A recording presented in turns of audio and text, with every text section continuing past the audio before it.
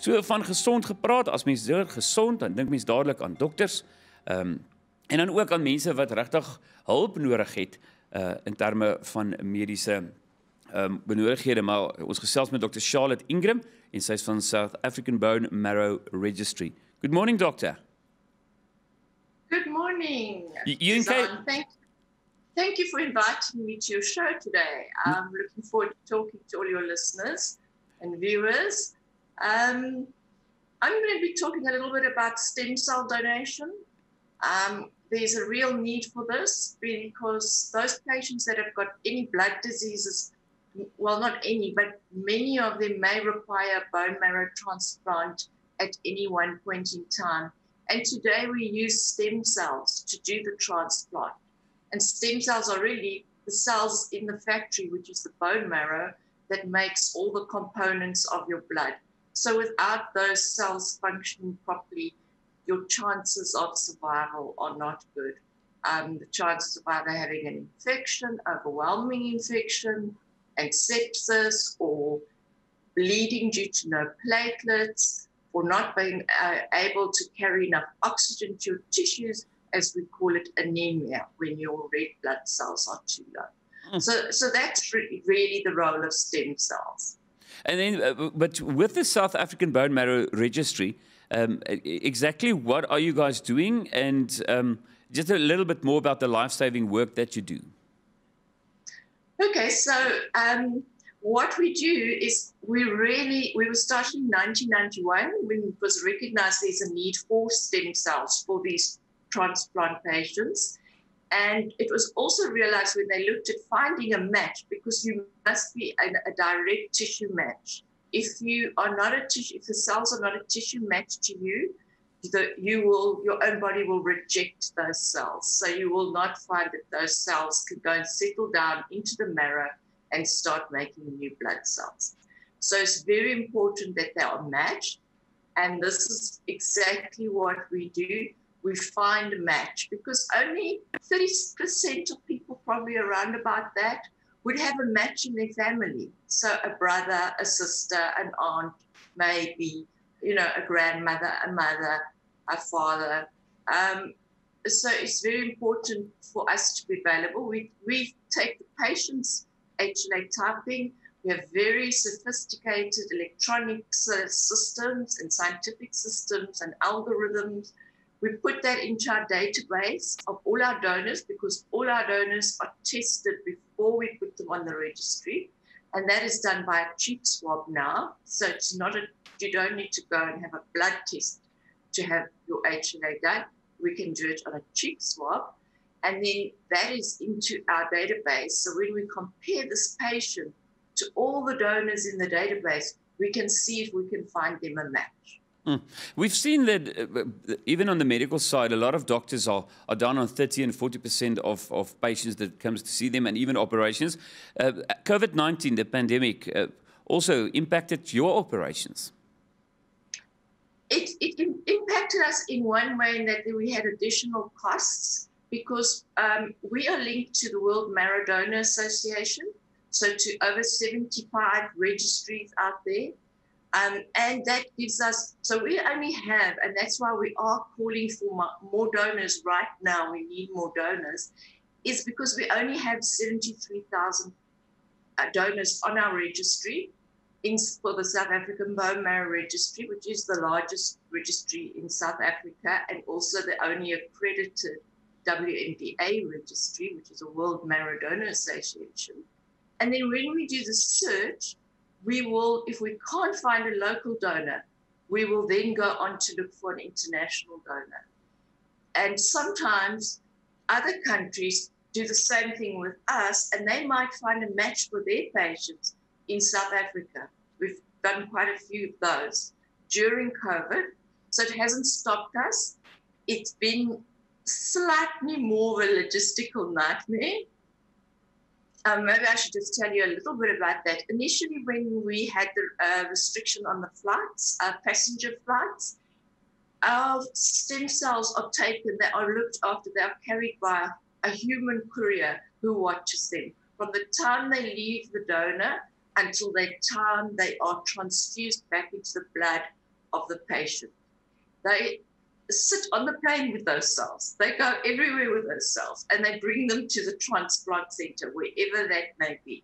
So we have to organize flights. We've got to make sure flights don't get canceled. We have to organize backup flights. Then when the patient restrictions came in, we had to think about this. And what we then did is we do a procedure which we call cryo preservation, which is basically just freezing the cells. And we freeze them down to very low, like minus 160. And then we can put them into a shipper and ship them, because then they will stay viable longer than 72 hours. If you use fresh stem cells, you can only use those stem cells for 72 hours. Sometimes a little bit longer, but the longer you leave them, the more of the cells, or less cells will be viable. So it's always good to try to use them as fresh as you can, or you have to do cryopreservation. The price then shot up from around probably about 250,000 to 500,000 for an international donor. Sure, and I can totally understand, even now with the international flights being cancelled, and it must be chaos. Stay on the line for me. I've still got questions about how many people are diagnosed with blood disorders annually and how people can get involved. We're going to chat to you just after the 7 o'clock news. Thanks, Doctor. Perfect. Ons gesels met Dr. Charlotte Ingram. Sy is die mediese hoof van South African Bone Marrow Registry. Good morning again, Doctor. Good morning.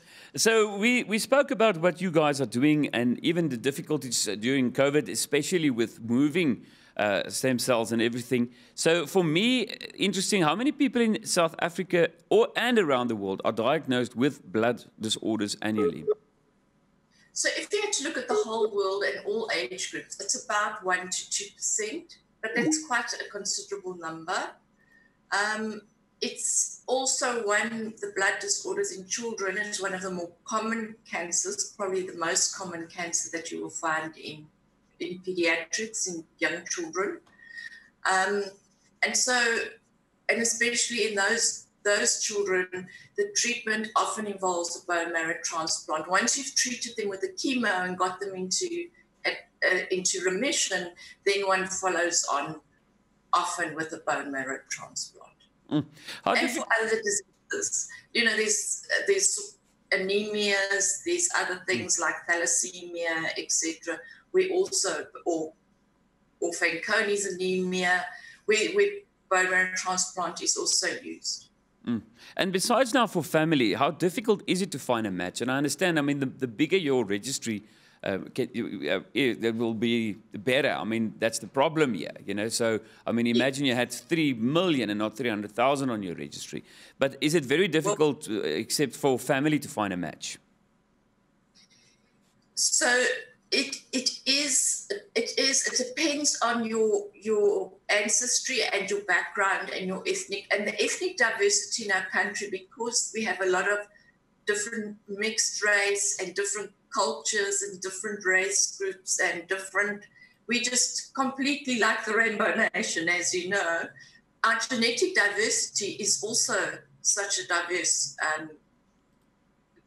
makeup that when we're looking for a match, it can sometimes be quite difficult to find a match. The chances or the probability of finding a match within your own ethnic group is higher. And so that is why we are trying to encourage all people to come forward so that our demographics of the registry is more representative of the whole country, so that we have more people of color coming forward and registering on our registry. I've got a question here from one of our viewers, Leon, and he's asking if his medical aid will cover it, and he's like 66-year-old. Is he too old to be helped? It's an interesting question.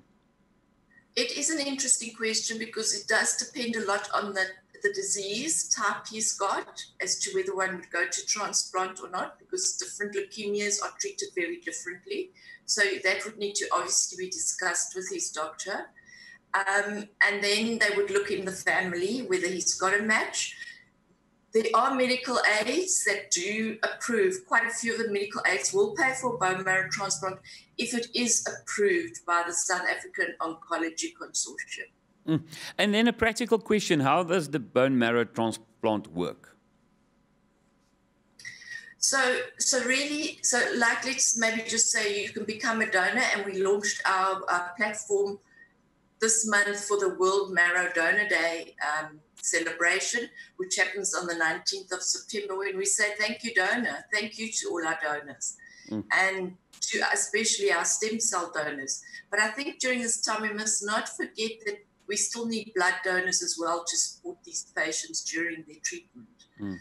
They often need a lot of blood or platelets or, other components like that. So it's important that all donors are very cognizant of the fact that because of COVID, people tend to stay away. They don't come forward to donate. So that's a difficulty.